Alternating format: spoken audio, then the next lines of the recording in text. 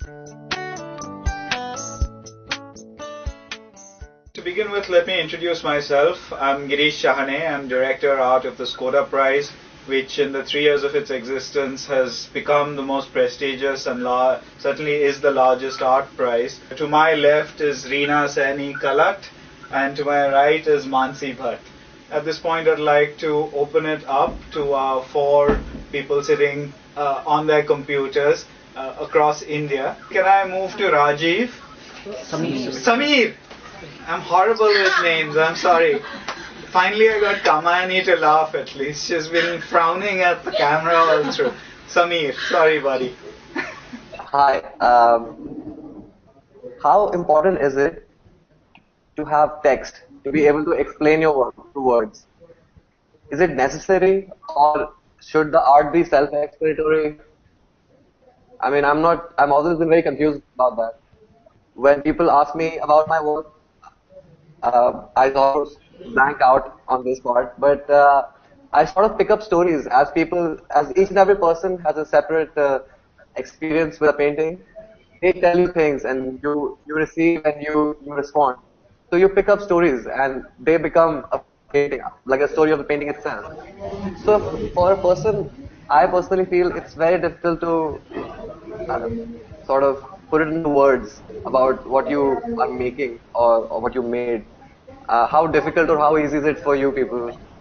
I mean, since you have had that sort of Yeah, experience.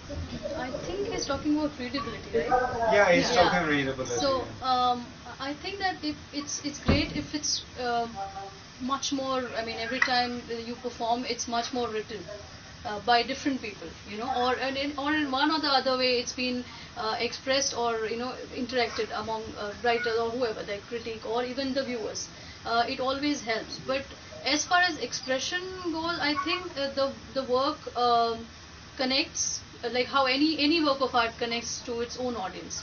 Yeah, I don't really write a kind of text for the performance or after the. I mean, after the performance you do, because you have to sometimes, as a part of your work, as a part of your project, and it does help. It does definitely help. But it's an extension to, I mean, in a way that you go more into what you did and what you're going to do next, because it's all interconnected, and that's how it helps, also to the viewers and also to me as an artist. As an artist, I think you want your audience to engage with the work. So whether it's, and of course they carry back their own experiences. In case of a performance or any ephemeral work, I think the work lives, in fact, in the minds of the people who've been witness to a performance, and that's one of the things that is quite precious. I mean, what you carry back, what you really take away from the experience of the work, which not necessarily will be the same as what a person next to you will carry back. So I think that unique experience is something that is treasured in case of the experience of seeing or viewing or encountering a work of art. Anjana, go ahead, please. Okay, I've studied sculpture, and my first question is for Reena. She uses space and material. So I just wanted you to talk more about your process, because your work has a conceptual element to it, and then there's a material and physical element to it. So how do you go about building it? Well, yes, actually, both. I think the visual aspect of the work I make is equally important as much as the intellectual aspect of it. I mean, I'd like works to be sort of emotionally charged in some ways, and of basically they're obviously out of one's own experiences that you make work, and you try to invest the work with as much in terms of what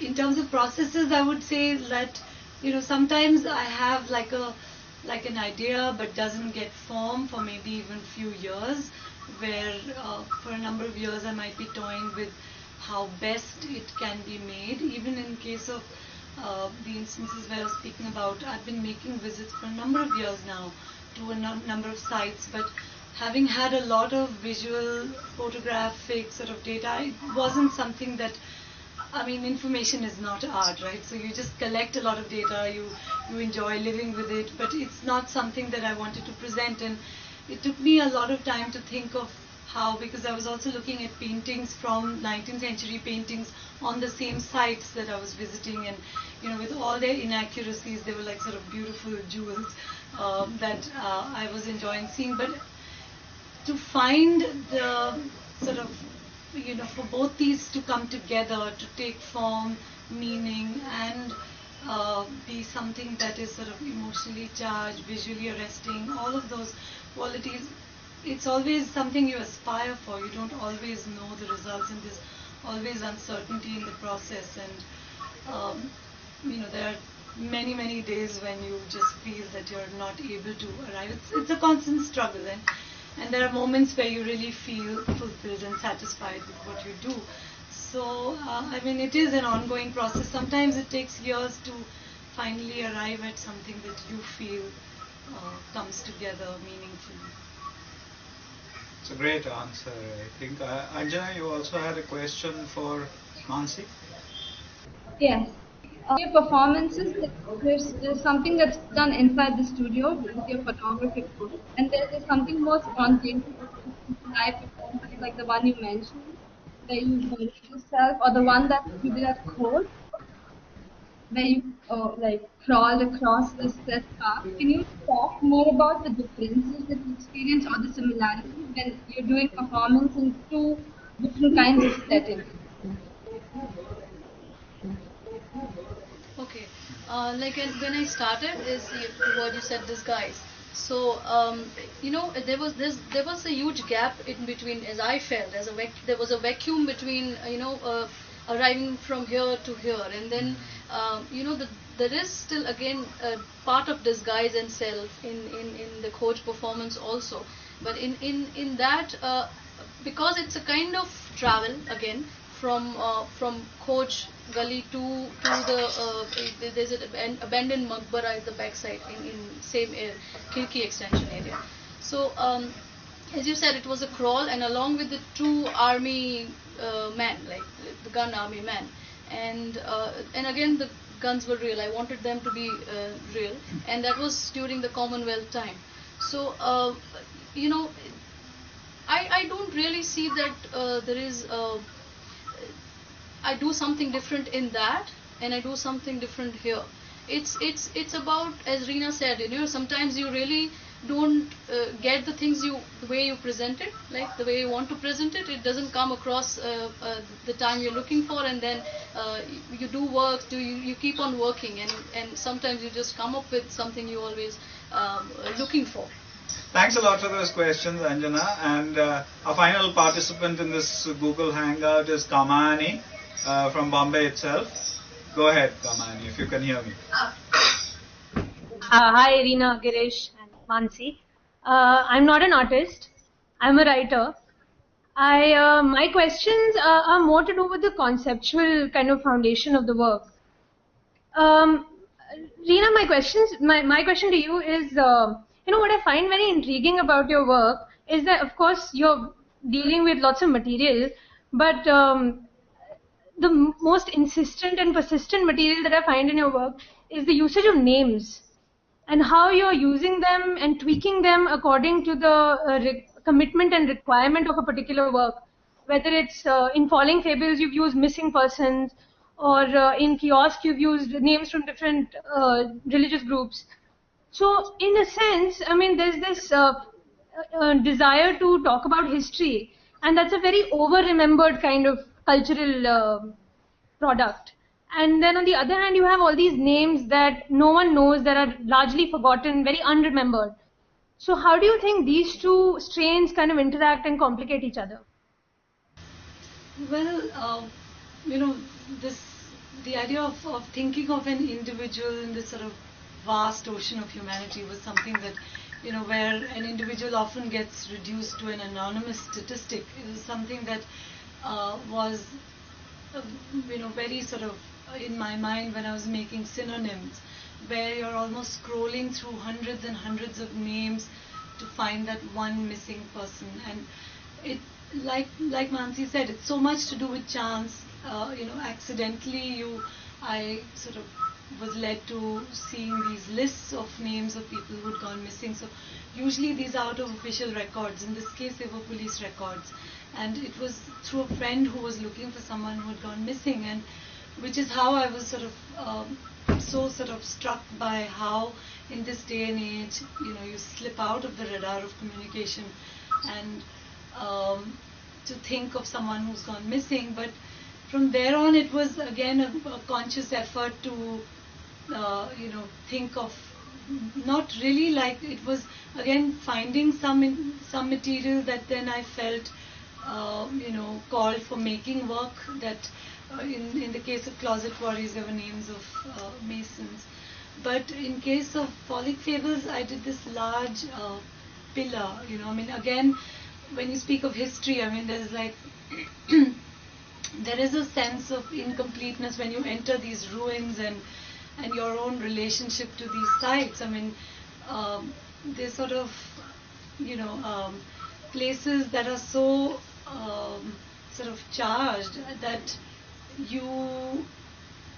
when I began making the sculptural pieces, they were supposed to be fragments, architectural fragments, and eventually I made this large fallen pillar which sort of metaphorically carried the weight of sort of these architectural monuments in a state of, but they're also then interwoven with other histories. So there's some poem fragments by poets such as Agha Shahid Ali, written on the city of Delhi, or on architecture and ruins. And so there are, ideas of spatial narratives that one thinks of, and one doesn't really know how much of it translates in terms of what the viewer carries. But in terms of the experience, it was a large, like 40 feet long column made out of 30,000 rubber stamps that carried these addresses of missing monuments. So yes, there is some element of sort of memorializing these names, some element, these addresses, and yeah. Sort of answers you. If there's anything else you want to further. Yeah, if you want to add on to that or ask Mansi a question, go ahead, Kamini. I have a question for Mansi. I was looking at all your work, and in fact the first work of yours I ever saw was last year, Bombay Boys. And from there I've kind of, gone on to other works that you've done. What I find very interesting is how playful and almost darkly comic a lot of your works are. So I just wanted to ask you, do you think art kind of brings a sense of, again, a sense of the playful, a sense of the ludicrous to political discourse? It does. That for me it's not an intention, but it does, and it has to come. If it comes through the work, that would be, I think, the best way to come. And I think all my work has it speaks for its own sense of politics, you can say.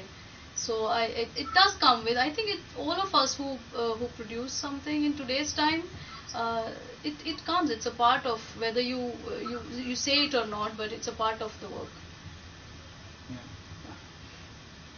Thank you. Even the personal can be political. So and there's no blur kind of about it. Well, this has been a really interesting conversation, and really for me, certainly the first time I'm participating in an experiment like this. I'd really like to thank the four of you who participated in this with us. I don't know how much you could really hear and how clearly. I think that we did a fairly good job given the constraints. I'd like to thank the two artists flanking me here, Reena and Mansi. Thanks so much. Reena just flown in and agreed to be part of this, though she just came in from abroad yesterday, and Mansi also has been really, really busy. So appreciate them taking time out for this Google Plus Hangout. Thank you all. Thank you. Thank you. Thank you.